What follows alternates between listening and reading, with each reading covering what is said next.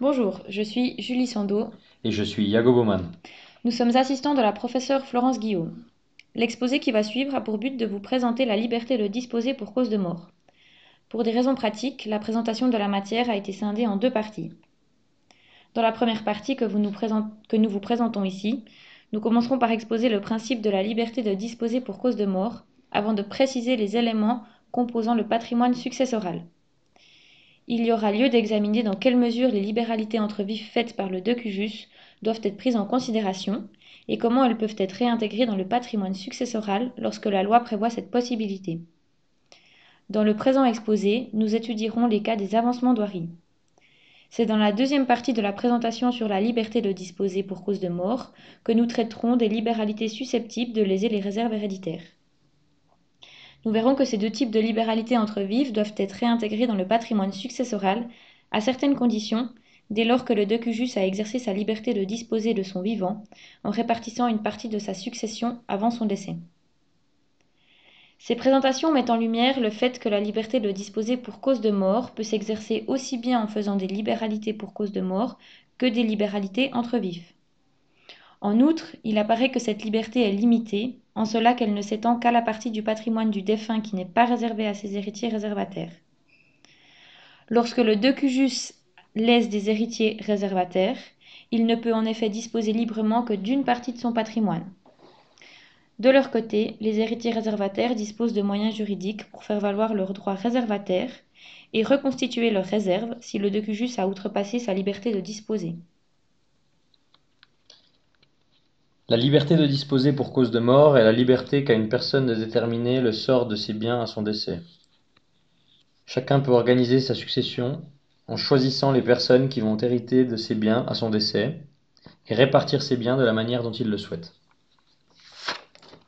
La liberté de disposer pour cause de mort est un principe de base du droit des successions suisse. Mais cette liberté se heurte à un autre principe de base, le principe du droit naturel à l'héritage. Selon ce principe, le patrimoine doit rester dans la famille et doit être réparti entre les membres de celle-ci. Le Code civil prévoit en effet un système de réserve héréditaire qui a pour conséquence que le sort d'une partie de la succession est soustrait à la volonté du decujus. L'article 470 alinéa 1er du Code civil prévoit ainsi que celui qui laisse des descendants, son conjoint ou son partenaire enregistré, a la faculté de disposer pour cause de mort de ce qui excède le montant de leur réserve. En présence d'héritiers réservataires, la liberté de disposer est limitée à la partie du patrimoine qui n'est pas réservée par la loi à cette catégorie privilégiée d'héritiers. C'est alors uniquement sur cette partie du patrimoine, que l'on désigne par le terme de quotité disponible, que peut s'exercer la liberté de disposer pour cause de mort. Ainsi, le patrimoine du défunt moins les réserves héréditaires nous donne la quotité disponible. Le droit successoral suisse vise à trouver un équilibre entre ces deux principes de base, à savoir entre la liberté de disposer du decujus, qui doit pouvoir décider librement du sort de ses biens à son décès, d'une part, et le transfert obligatoire d'une partie du patrimoine à la proche parenté du défunt, d'autre part.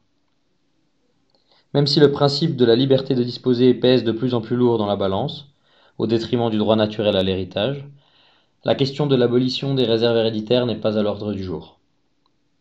La révision du droit suisse des successions, en vigueur dès le 1er janvier 2023, permet d'augmenter la liberté de disposer du decujus, de manière à permettre à chacun de déterminer plus librement la répartition de sa succession, en choisissant une solution adaptée à sa situation familiale personnelle. La principale difficulté liée à la liberté de disposer pour cause de mort est que sa portée dépend des personnes qui vont succéder au défunt. La quotité disponible varie en effet en fonction des héritiers réservataires qui ont la capacité de succéder au decujus à son décès. La quotité disponible ne peut donc pas être établie abstraitement, mais doit, bien au contraire, être calculée pour chaque succession en fonction de la situation familiale du decujus à son décès. La liberté de disposer contient donc inévitablement un facteur d'incertitude qui rend difficile toute planification successorale. Par exemple, si le decujus laisse à son décès pour lui succéder son épouse et leurs deux enfants, sa liberté de disposer est de la moitié de la succession. En effet, L'épouse a une réserve héréditaire d'un quart de la succession et chaque enfant a une réserve héréditaire d'un huitième de la succession. Le total des réserves héréditaires à prendre en considération est de 1/2 de la succession. La quotité disponible est donc aussi d'1/2. De la même manière, si l'épouse était prédécédée, la liberté de disposer du docujus aurait été de même importance, puisqu'elle aurait été d'1/2 de la succession. Dans ce cas, chaque enfant aurait en effet eu une réserve héréditaire de 1/4 de la succession. Le total des réserves héréditaires à prendre en considération aurait été également de 1/2 de la succession. La quotité disponible aurait été d'1/2. Enfin, imaginons une situation où le docujus laisse pour lui succéder ses parents et son conjoint. Dans cette situation, le conjoint survivant a le droit aux 3/4 de la succession, tandis que les parents se partagent le quart restant. Lors du calcul des réserves, on s'aperçoit que le conjoint a 3/8 et les parents ne sont pas réservataires. La partie réservée du patrimoine successoral n'est donc que de 3/8, laissant une quotité disponible de 5/8. Cet exemple illustre que la quotité disponible peut varier en fonction de la situation familiale du docujus. Ce n'est que dans la situation où une personne décède sans laisser d'héritier réservataire qu'elle peut disposer librement de tous ses biens. Dans ce cas, il n'y a en effet pas de proche dans la famille du défunt auquel celui-ci doit transmettre, de par la loi, une partie de son héritage. Le docujus dispose alors d'une entière liberté de disposer pour cause de mort, comme cela ressort de l'article 470 alinéa 2 du Code civil. Le calcul des réserves héréditaires et de la quotité disponible est exposé en détail dans la présentation intitulée « La succession volontaire » à laquelle nous nous permettons de vous renvoyer. Pour déterminer dans quelle mesure le décujus a la liberté de disposer de ses biens à son décès, il est nécessaire d'établir précisément la composition du patrimoine successoral. Il s'agit non seulement d'identifier les biens qui appartenaient au décujus à son décès, mais également de déterminer s'il avait des dettes. Le droit suisse a adopté la règle du droit romain selon laquelle nul n'est en droit de faire des libéralités s'il n'a pas payé de ses dettes. Il paraît en effet logique qu'une personne ne soit pas autorisée à se montrer généreuse en distribuant ses biens à son décès, alors que des dettes qu'elle a contractées de son vivant ne sont pas payées. Le patrimoine laissé par une personne à son décès doit donc servir en priorité à désintéresser ses créanciers. Par conséquent, les dettes du décujus limitent sa liberté de disposer pour cause de mort. S'il apparaît que les dettes sont plus importantes que le montant total des actifs, ceux-ci serviront entièrement à désintéresser les créanciers. Dans ce cas, le décujus ne peut donc pas exercer sa liberté de disposer. L'actif successoral est composé des biens du décujus existant dans son patrimoine au jour de son décès. On parle de biens extants pour désigner ces biens. Les biens extants sont estimés à leur valeur vénale au jour du décès. L'article 474 alinéa 1er du Code civil prévoit en effet que la quotité disponible se calcule suivant l'état de la succession au jour du décès. Cette règle a une portée générale pour l'évaluation des biens composant le patrimoine successoral. Le décujus peut exercer sa liberté disposée pour cause de mort en répartissant ses biens extants entre les héritiers et les légataires de son choix, en faisant des libéralités pour cause de mort dans un testament ou dans un pacte successoral. Par exemple, le décujus peut léguer une somme d'argent à une association caritative, léguer son chalet à un ami qui est guide de montagne et répartir le solde de sa succession de façon équitable entre ses enfants. Mais il ne faut pas oublier que le décujus peut également faire des libéralités de son vivant. Les biens dont le décujus a disposé avant son décès ne se retrouvent pas dans son patrimoine successoral et ne font donc pas partie des biens extants. Or, le décujus peut avoir fait des libéralités entre vifs dans l'idée de répartir déjà une partie de sa succession de son vivant. Ces libéralités entre vifs doivent également être prises en considération lorsqu'il s'agit d'établir le patrimoine successoral. En effet, le décujus aurait tout aussi bien pu prévoir ces libéralités dans des dispositions pour cause de mort, plutôt que de transférer de son vivant l'objet des libéralités à leurs bénéficiaires. Lorsque le décujus exerce sa liberté de disposer pour cause de mort en distribuant ses biens de son vivant, les biens concernés doivent par conséquent être réintégrés dans le patrimoine successoral comme éléments d'actifs. Il y a deux types différents de libéralités faites par le docujus de son vivant qui sont prises en considération pour établir la composition du patrimoine successoral. Premièrement, les libéralités entre vifs faites à un futur héritier dans le but de lui attribuer tout ou partie de sa part héréditaire avant le décès du docujus. Ce type de libéralité est désigné par le terme avancement d'oirie. Il s'agit d'une avance sur la part d'héritage qui est faite pour rendre service à l'héritier qui en a un besoin immédiat. La remise à un héritier de tout ou partie de sa part successorale du vivant du docujus permet à l'héritier d'utiliser son héritage, par exemple, pour acheter une maison ou pour s'installer dans la vie professionnelle. Il semble normal de réintégrer l'objet de ce type de libéralité entre vifs dans le patrimoine successoral, puisqu'il aurait fait partie des biens extants si l'héritier avait attendu patiemment le décès du docujus pour toucher son héritage. En faisant un avancement d'oirie de son vivant, il est clair que le docujus exerce sa liberté de disposer de son vivant en répartissant une partie de la succession avant son décès. Deuxièmement, les libéralités entre vifs faites à un futur héritier ou à un tiers qui lèse les réserves héréditaires doivent également être prises en considération pour établir le patrimoine successoral. Sont ici visées certaines libéralités qui sont considérées par le législateur comme ayant été faites par le docujus dans l'intention de sortir des biens de son patrimoine de son vivant, de manière à augmenter artificiellement sa liberté de disposer. Il ne s'agit donc pas de toutes les libéralités entre vifs, mais uniquement de celles que le législateur soupçonne qu'elles ont été faites dans l'intention de contourner le système des réserves héréditaires. Par exemple, les libéralités entre vifs faites dans les 5 ans précédant le décès sont considérées comme suspectes, dans la mesure où les personnes en fin de vie ont tendance à vouloir favoriser certaines personnes qui leur sont proches à ce moment-là, au détriment de leurs héritiers réservataires. L'objet de ces libéralités est réintégré dans le patrimoine successoral uniquement si, et dans la mesure où les réserves héréditaires sont effectivement lésées par ces libéralités entre vifs. Dans ce cas, il est en effet clair que le docujus a exercé sa liberté de disposer de son vivant en répartissant une partie de sa succession avant son décès. Les libéralités entre vifs qui sont prises en considération dans la succession sont en principe comptabilisées à leur valeur vénale au jour du décès, comme le prévoit l'article 537 alinéa 2 du Code civil. C'est le prix de vente qui est déterminant si le bénéficiaire de la libéralité a aliéné l'objet de celle-ci avant l'ouverture de la succession. En outre, les usufruits et les rentes sont pris en compte à leur valeur capitalisée, les libéralités faites par le biais d'assurance vie à leur valeur de rachat. Quant au passif successoral, il est composé des dettes que le décujus avait au moment de son décès, comme cela ressort de l'article 474 alinéa 2 du Code civil. Aux dettes du défunt s'ajoutent les dettes de la succession qui sont nées après le décès, mais qui doivent être supportées par la succession. Il s'agit par exemple des frais funéraires, des frais de la dévolution et des frais de gestion des biens successoraux.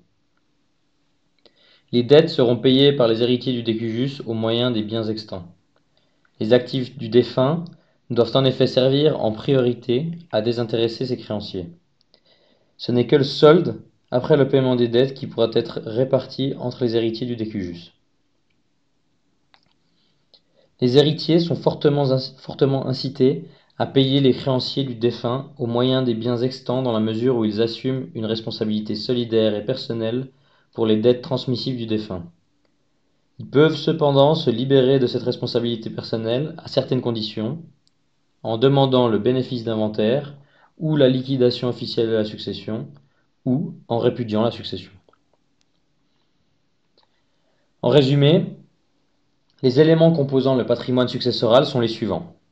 D'un côté, l'actif successoral est composé des biens extants, qui sont les biens qui appartenaient au défunt au moment de son décès d'une part, et des avancements d'ouarie, qui sont les libéralités entre vifs faites par les décujus à certains héritiers pour leur remettre tout ou partie de leur part successorale de son vivant, d'autre part.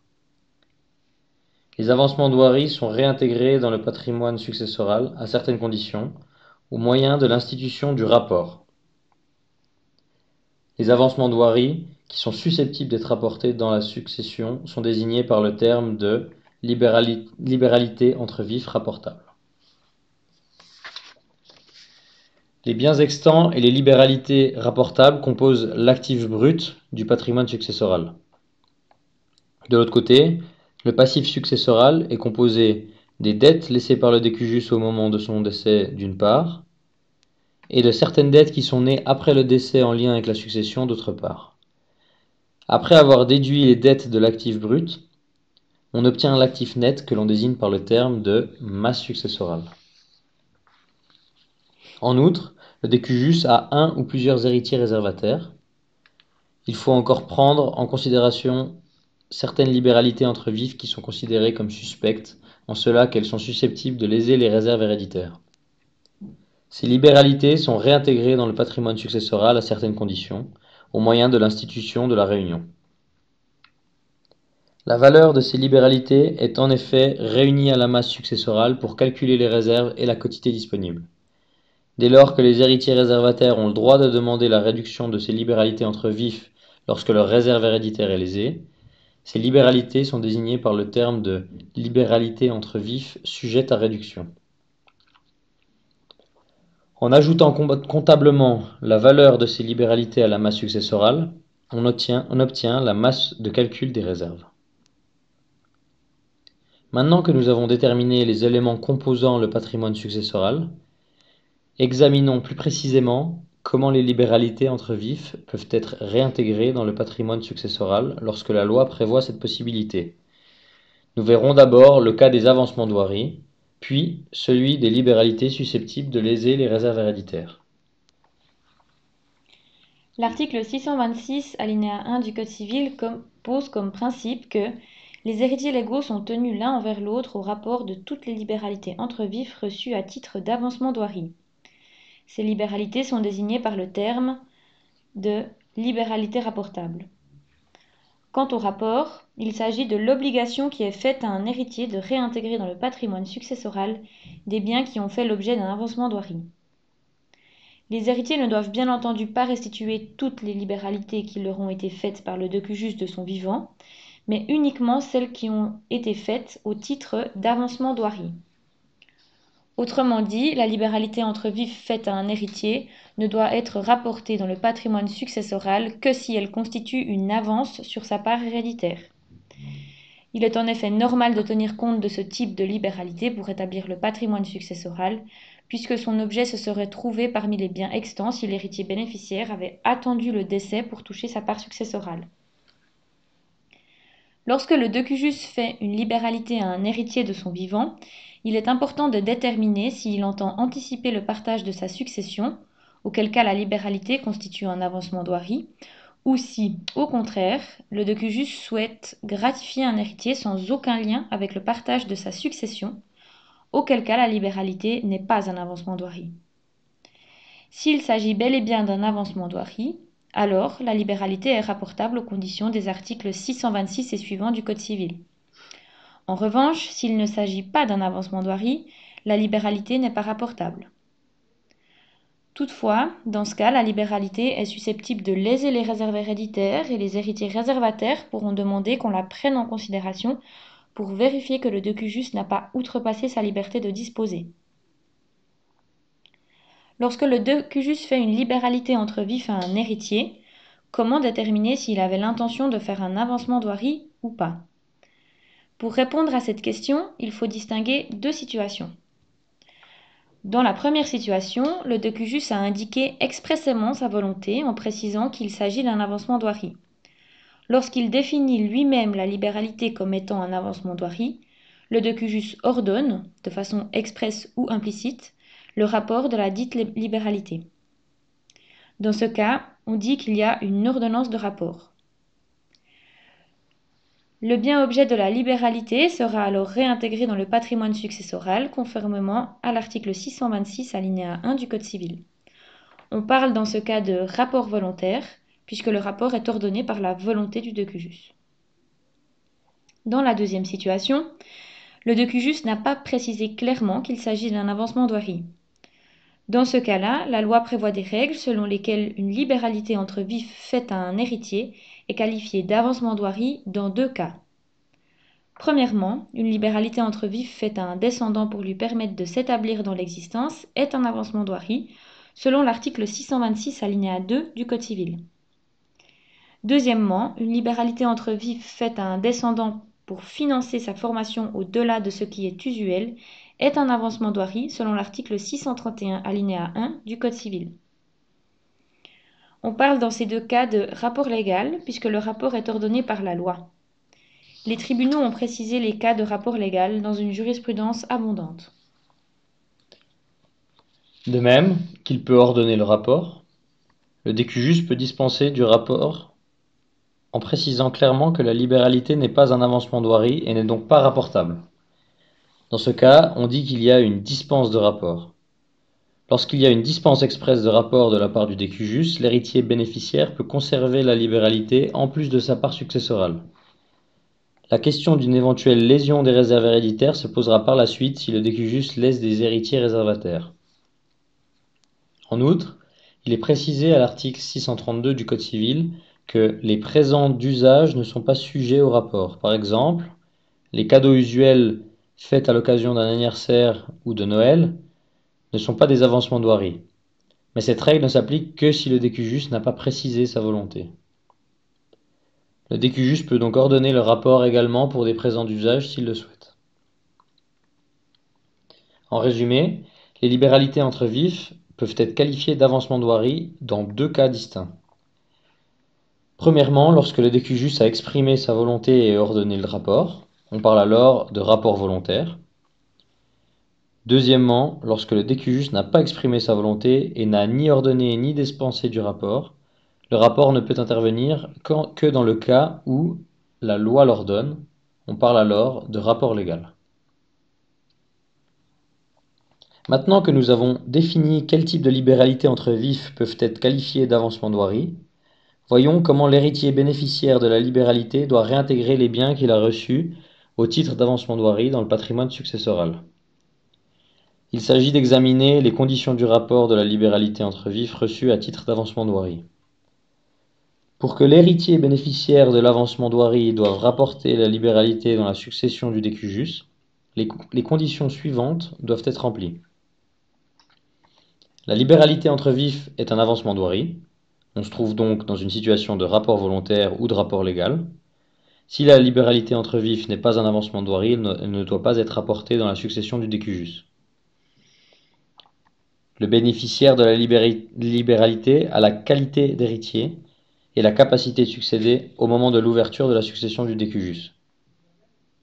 La capacité de succéder implique que l'héritier soit vivant au moment du décès du décujus, d'une part, et qu'il ait la capacité de recevoir, d'autre part. Par exemple, une personne qui est indigne au sens de l'article 540 du Code civil n'a pas la capacité de succéder et ne doit donc pas rapporter la libéralité. Le bénéficiaire de la libéralité n'a pas répudié la succession.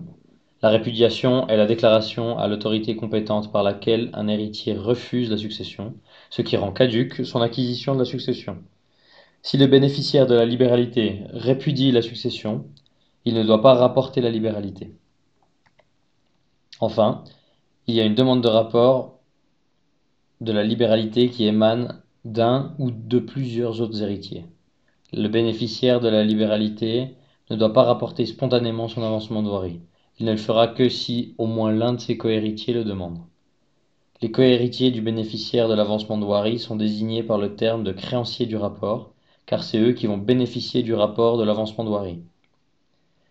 L'objet de la libéralité viendra en effet augmenter les actifs successoraux qui seront ensuite partagés entre tous les héritiers après le paiement des dettes successorales.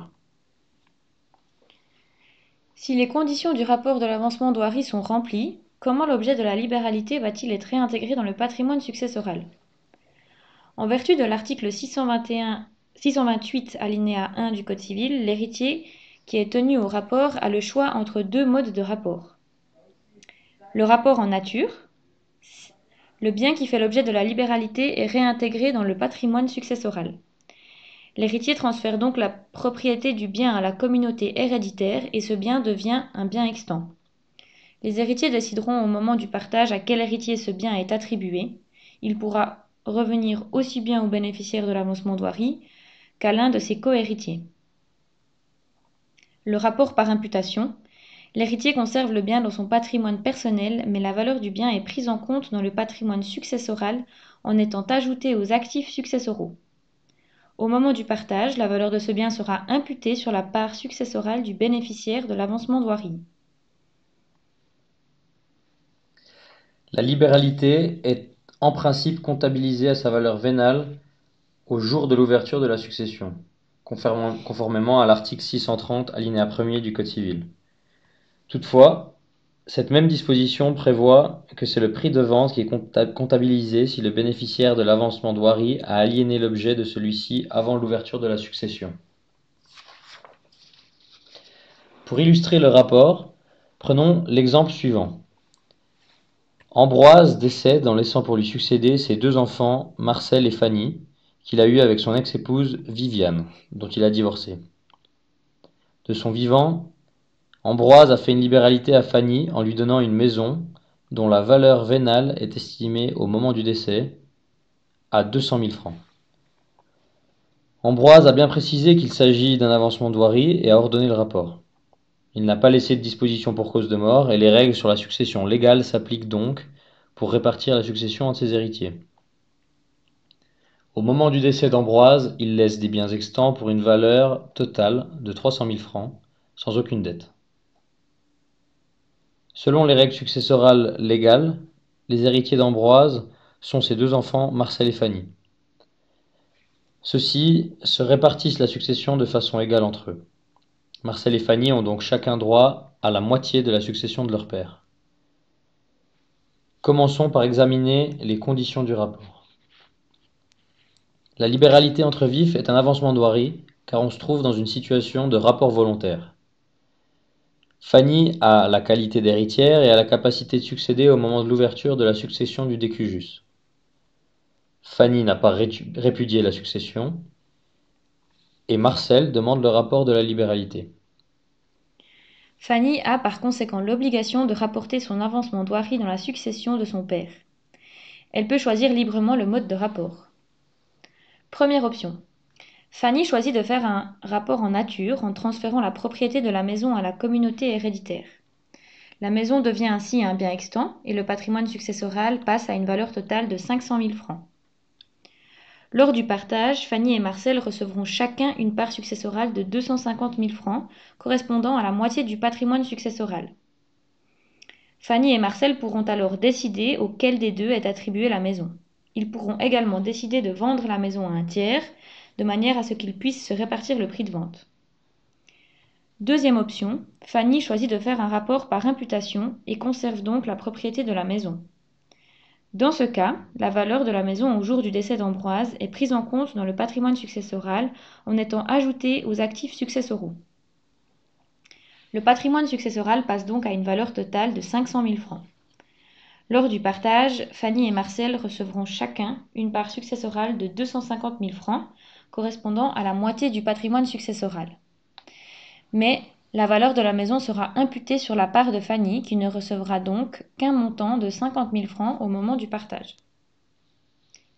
Pour que le bénéficiaire de l'avancement douarie doive rapporter la libéralité qu'il a reçue entre vifs, il doit venir à la succession.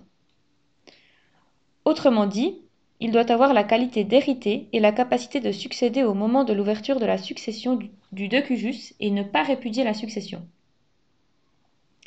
Que se passe-t-il si le bénéficiaire de l'avancement douarie perd sa qualité d'héritier avant ou après l'ouverture de la succession? Dans ce cas, il n'est pas tenu au rapport de son avancement douarie et peut donc le conserver sans devoir réintégrer l'objet de la libéralité dans le patrimoine successoral.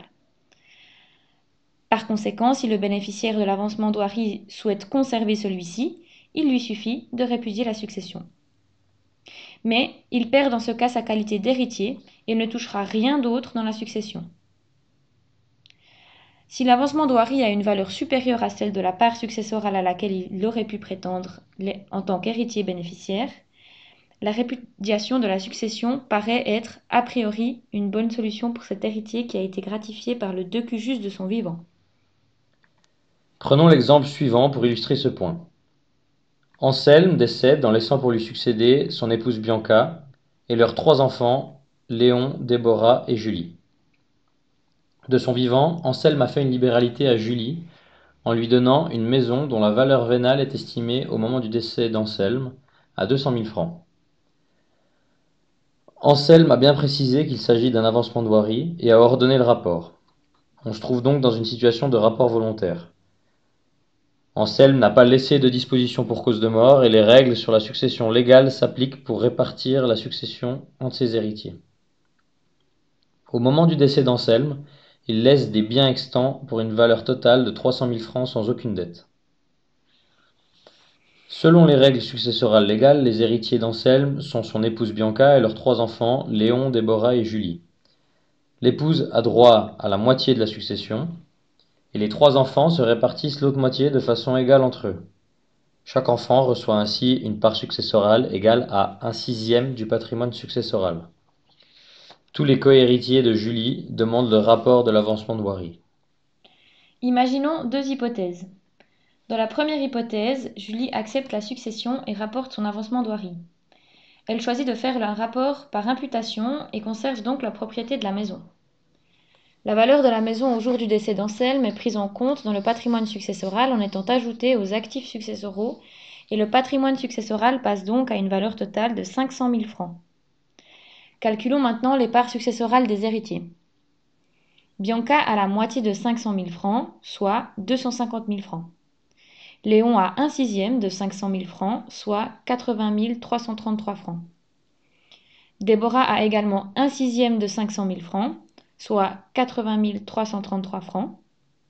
Julie a aussi 1/6 de 500 000 francs, soit 80 333 francs. Toutefois, la valeur de la maison de 200 000 francs sera imputée sur la part de Julie. Comme l'avancement de voirie est d'un montant supérieur à la part successorale de Julie, celle-ci devra verser la différence dans le patrimoine successoral si elle souhaite conserver la propriété de la maison. Julie devra donc verser à ses cohéritiers un montant de 116 667 francs. Elle sera donc appauvrie de ce montant. Cette première hypothèse illustre le cas exceptionnel où le bénéficiaire de l'avancement de voirie doit rapporter dans la succession un montant plus élevé que sa part successorale et subit donc une perte dans la succession en raison du rapport. Dans la deuxième hypothèse, Julie répudie la succession et renonce donc à sa part successorale. Puisqu'elle a répudié, elle n'est pas tenue au rapport de son avancement de voirie. Dans ce cas, le patrimoine successoral est composé des biens extants pour une valeur de 300 000 francs. La succession va se répartir entre l'épouse Bianca, qui a une part correspondant à la moitié de la succession, et les 2 enfants, Léon et Déborah, dont la part successorale passe à 1/4 de la succession, de la manière suivante.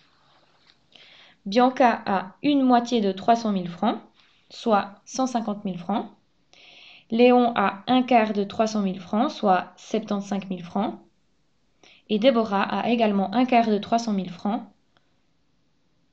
donc 75 000 francs.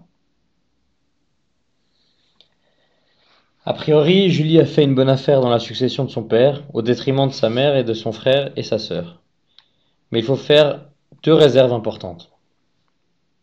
Premièrement, dans la mesure où Julie n'a pas eu besoin de rapporter son avancement de voirie, elle risque de devoir restituer tout ou partie de cette libéralité dans l'hypothèse où les réserves héréditaires de sa mère et de ses frères et sœurs sont lésées. Nous verrons ci-dessous dans quelles conditions un avancement de voirie non rapporté peut être réduit lorsqu'il lèse les réserves héréditaires. Deuxièmement, si Julie a un ou plusieurs enfants, la situation est sensiblement différente car sa répudiation aura pour effet que ses propres enfants viendront à la succession d'Anselme. En effet, la part d'un héritier légal qui a répudié la succession est dévolue comme si elle était prédécédée en vertu de l'article 572 alinéa 1er du Code civil. Si Julie est considérée comme prédécédée en raison de sa répudiation, elle sera donc représentée dans la succession de son père par ses propres descendants. Or, l'article 627 alinéa 1er du Code civil prévoit que, lorsqu'un héritier perd sa qualité avant ou après l'ouverture de la succession, ceux qui prennent sa part sont soumis au rapport en son lieu et place. Cela signifie que les enfants de Julie devront rapporter son avancement de voirie à sa place dans la succession d'Anselme. Leur situation est inconfortable car ils sont tenus au rapport même s'ils n'ont pas du tout profité de l'avancement de voirie fait par leur grand-père. L'article 627 alinéa 2 du Code civil précise en effet que le descendant est tenu de rapporter les libéralités faites à ses ascendants, même si elles ne lui sont point parvenues. Les enfants de Julie ont cependant également le droit de répudier la succession. Pour illustrer ces situations de rapport pour autrui dans laquelle se trouveraient les enfants de Julie si celle-ci répudie la succession de son père, reprenons l'exemple ci-dessus et considérons que Julie a 2 enfants, Camille et Eulalie. Julie répudie la succession de son père. La succession se répartit ab intestat entre l'épouse d'Anselme pour une moitié et l'autre moitié est répartie entre les membres de la première parentèle, à savoir Léon et Déborah d'une part, et Camille et Eulalie, qui viennent en représentation de leur mère Julie qui a répudié d'autre part. Léon et Déborah ont chacun une part d'un sixième. Camille et Eulalie se répartissent la part d'un sixième qui serait revenue à leur mère et ont donc une part d'un 12e chacune. Le rapport ayant été demandé, Camille et Eulalie doivent rapporter à la place de leur mère et se verront imputer la valeur de la maison de 200 000 francs sur leur part successorale. Le patrimoine successoral passe donc à une valeur totale de 500 000 francs. Calculons maintenant les parts successorales des héritiers.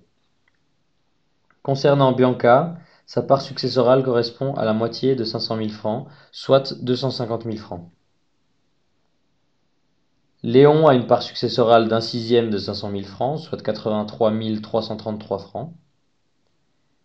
Tout comme Déborah, qui a également un sixième de 500 000 francs, et donc 83 333 francs. Camille et Eulalie ont, quant à elles, un 12e de 500 000 francs, soit 41 666 francs chacune. Toutefois, la valeur de la maison de 200 000 francs sera imputée sur les parts de Camille et Eulalie. Comme l'avancement d'Oiry est d'un montant supérieur aux parts successorales des 2 sœurs, celles-ci devront verser la différence dans le patrimoine successoral. Si on part du principe que le rapport est réparti de façon égale entre les 2 enfants de Julie, Camille devra verser à ses cohéritiers un montant de 58 333 francs 50 et subira donc une perte dans la succession. Le raisonnement est évidemment le même pour Eulalie, qui a aussi une part d'un 12e de 500 000 francs, ce qui correspond à 41 666 francs, et qui devra aussi verser le montant de 58 333 francs 50 dans la succession à la place de sa mère Julie. Il faut cependant relever que le décujus peut prévoir une dispense de rapport pour autrui dans ses dispositions pour cause de mort. Si Anselme avait prévu une telle dispense, ses petits-enfants auraient pu toucher leur part successorale sans rapporter l'avancement d'Oiry reçu par leur mère. Dans ce cas, Camille et Eulalie n'auraient pas été appauvris dans la succession de leur grand-père. Mais Julie aurait alors couru le risque de devoir restituer tout ou partie de son avancement d'Oiry, si et dans la mesure où les réserves héréditaires auraient été lésées.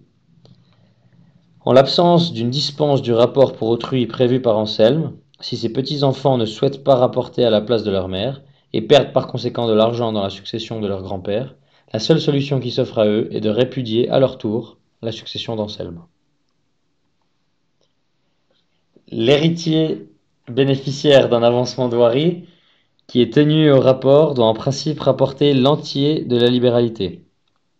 Or, comme nous venons de le voir, il se peut que l'avancement d'Oiry soit d'une valeur supérieure à celle de la part successorale à laquelle peut prétendre l'héritier bénéficiaire. Dans ce cas, celui-ci est tenté de répudier la succession de manière à pouvoir conserver l'entier de son avancement d'Oiry. Mais le bénéficiaire de l'avancement d'Oiry perd sa qualité d'héritier en cas de répudiation. En outre, il court le risque de devoir restituer l'entier de la libéralité qu'il a reçue si elle lèse les réserves héréditaires des héritiers réservataires. Pour éviter à son héritier de se retrouver dans cette situation délicate, le décujus peut préciser que l'obligation de rapporter ne porte pas sur tout l'avancement d'Oiry, mais est limitée à la valeur de la part héréditaire de l'héritier qui a reçu un avancement d'Oiry. Ainsi, L'héritier qui a reçu un avancement d'Oiry d'une valeur supérieure à sa part héréditaire peut conserver sa qualité d'héritier sans faire une perte dans la succession en raison du rapport. La dispense de rapport de l'excédent ne peut être admise que dans deux situations. Le décujus a dispensé son héritier de rapporter l'excédent. Dans ce cas, la dispense de rapport de l'excédent résulte de la volonté du décujus. L'article 629 alinéa 1er du Code civil prévoit en effet que lorsque les libéralités excèdent le montant de la part héréditaire, l'excédent n'est pas sujet au rapport si la preuve peut être faite que telle était la volonté du disposant. Lorsque la libéralité entre vifs porte sur des frais d'établissement faits dans la mesure usitée au profit des descendants lors de leur mariage. Dans ce cas, la dispense de rapport de l'excédent résulte de l'article 629 alinéa 2 du Code civil. Lorsqu'il y a une dispense de rapport de l'excédent, il faut procéder de la manière suivante. Le patrimoine successoral est établi en considérant que l'héritier bénéficiaire de l'avancement d'Oiry rapporte l'entier de cette libéralité. Cela permet de déterminer les parts successorales de tous les héritiers.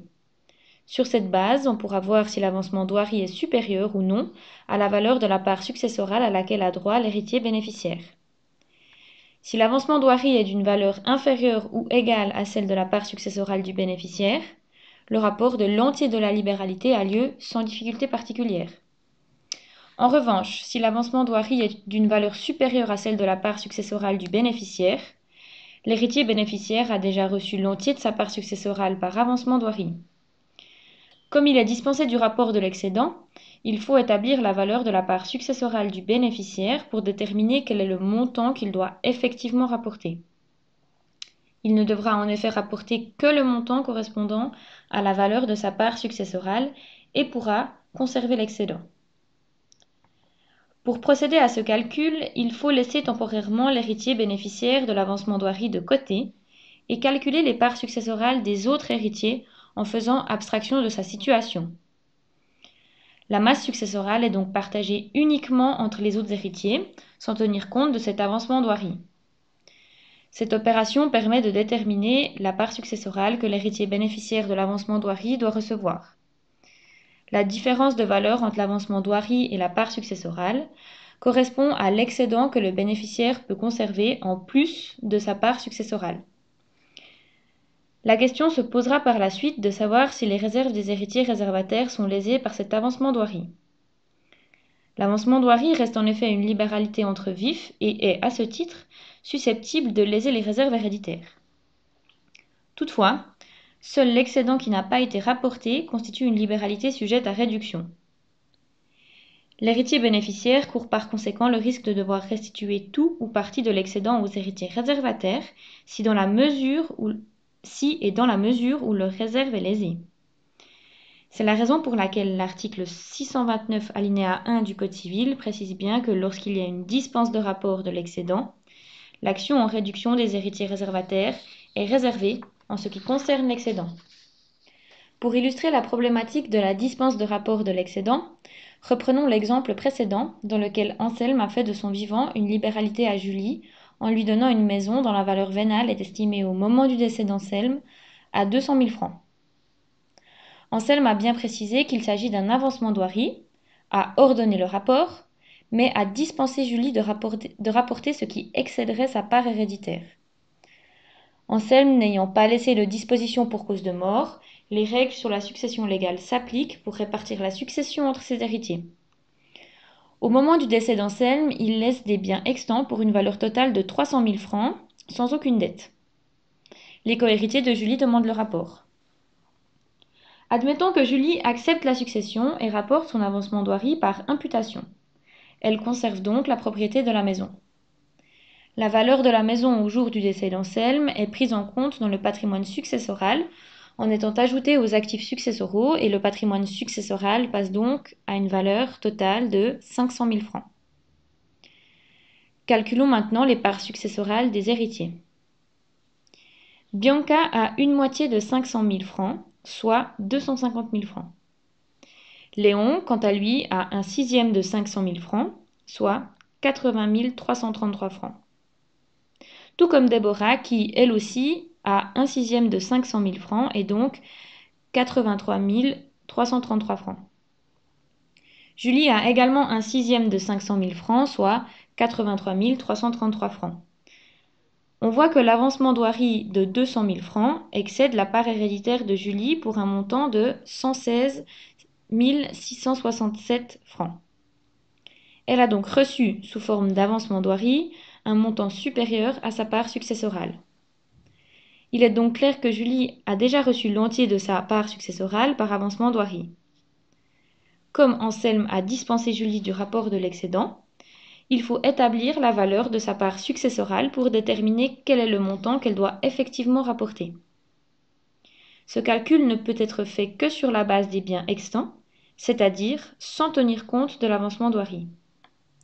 Mais il faut aussi tenir compte du fait que Julie reste héritière, même si sa situation successorale est temporairement mise de côté.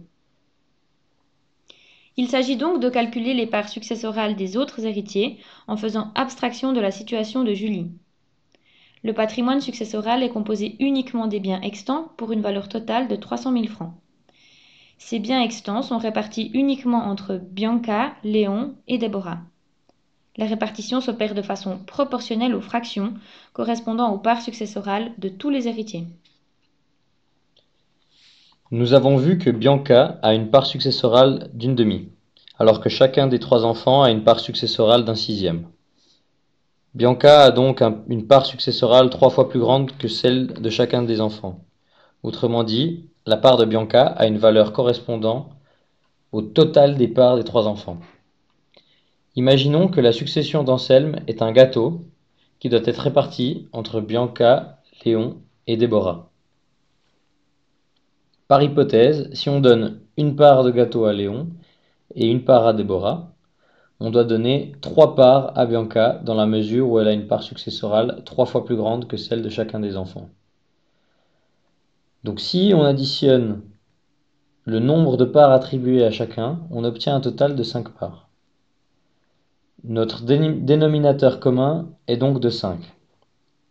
Ainsi, en divisant les 300 000 francs par 5, on obtient la part successorale qui doit revenir à Léon et à Déborah. Ils ont donc chacun une part de 60 000 francs. Pour obtenir la part de Bianca, il faut tout simplement multiplier 60 000 francs par 3. On obtient ainsi une part successorale de 180 000 francs pour Bianca. La totalité des biens extants de 300 000 francs est ainsi répartie de la manière suivante. Bianca reçoit une part successorale de 180 000 francs. Léon reçoit une part successorale de 60 000 francs. Et Déborah reçoit une part successorale de 60 000 francs. La part de Julie est également d'un sixième, et donc la même valeur que celle de ses frères et sœurs. La valeur de sa part successorale est donc de 60 000 francs.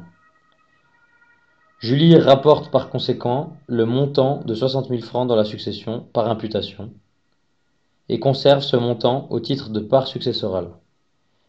Suite au rapport des 60 000 francs, la masse successorale passe à un montant de 360 000 francs.